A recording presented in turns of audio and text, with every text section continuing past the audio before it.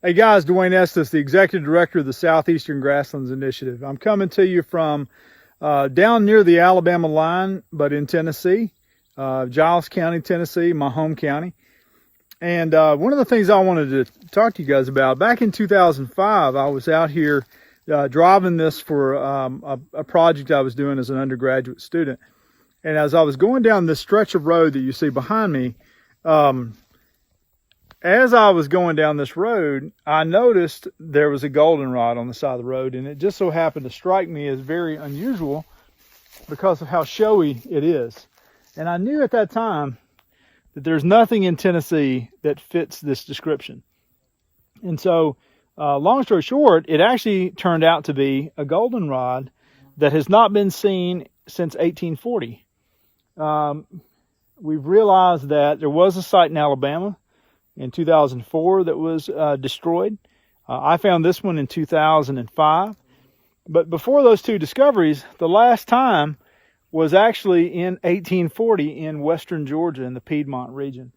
Now, I think just in the past couple of years it's been rediscovered there. But so this is only one of two known populations in the world for Porter's goldenrod, Solidago porteri.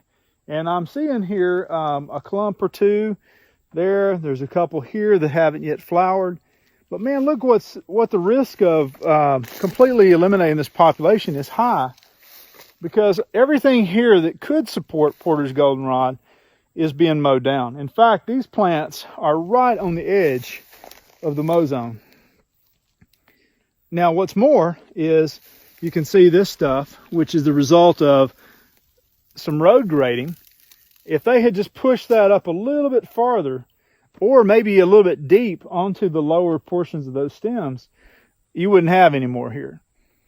There's a couple other threats. Number one is all this stuff right here is a highly invasive species called Sericea lespedeza, or the Chinese bush clover. If that continues to spread and were to overtake this roadside, then that could spell problems for Porter's goldenrod. But the other big issue here is what's going on right there behind this goldenrod patch. And all we have to do is walk this stretch of road and we see that it's super, super dense. Now, it used to be a hardwood forest. And before that, it was an oak savanna back in the 1800s. With fire suppression, those forests closed in and they became very dense. But back in the early 2000s, and probably a couple times since it became closed forest, it's probably logged in the 20th century. But in the early 2000s, around 2004, that hardwood forest through here was actually clear cut. So now, and I remember it, these trees that you see in here, all of those were planted loblolly pines at that time, and they were only 3 or 4 feet. And just in the span of from 2004 to today, soon to be 2020, so 15, 16 years, these trees now are over 40 feet tall, and some of them are pushing 8 and 10 inches in diameter. So the light that used to exist through here and come down through the canopy is really not coming down anymore. And so there's really no place for Porter's goldenrod to exist. If you look on further down there, look at that. The zone is only about 6 or 7, maybe 8 feet wide, and they're mowing all the way up to the forest edge. So I just don't see where this species, which is one of the last 2 occurrences in the world, has got a chance here to survive. But maybe it does. Somehow, we've got to figure out how to work with the timber company that owns this property. Or let's say a timber company is going to open up a clear cut across the road. Rather than replanting that in loblolly pine, number one, let's invest not necessarily in the species, but let's invest in the plant community, in the habitat.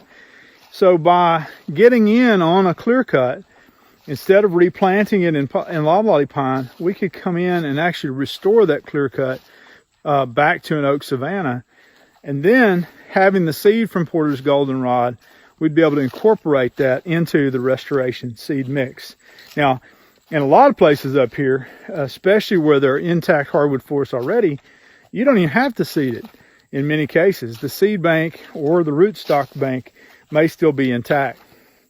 So I've been walking now for, several hundred feet since we found those plants at my car. And I'm not seeing anything in the way of Porter's goldenrod down through here. So there literally are 2 surviving clumps of that plant. In 2005, when I found it, there were probably between 25 and 50 individual plants here. It's really disheartening to see this. And as I look around, I just don't see much potential for this species to survive. So I don't know what to do, guys, but I do know that we need your help. We need you to follow the Southeastern Grasslands initiative. We need volunteers who can come out on these back roads and use iNaturalist or put their eyes and help monitor these rare species that we just don't know a lot about. We need our volunteers to help come out and do seed collection efforts, making sure that these seeds are incorporated into our seed bank back at our headquarters at Austin Peay State University. If we don't seed bank these species now, they're going to disappear, and the genetics that are really key to harness is going to be lost forever. So, guys, follow us on our website, segrasslands.org. Thank you guys for paying attention. We can't do it without you, and we need your support. And one of the ways you can support us is by sharing these videos with, say, 10 other people who maybe enjoy wildflowers, enjoy nature. Share them with connectors, people who have connections to local politics, state politics, national level politics. And share them to donors, whether that's a corporate donor who's looking for a project to invest in, or whether that's a philanthropic donor who says, you know what, I care about nature. I like the work that the Southeastern Grasslands Initiative is doing, and I want to help so we can guard against the loss of our biodiversity. Well, thank you guys, and I'm going to go back down here and photograph these plants so they can be documented and do a better job of counting them up and sort of an inventory, and I hope I find more. Thanks, guys.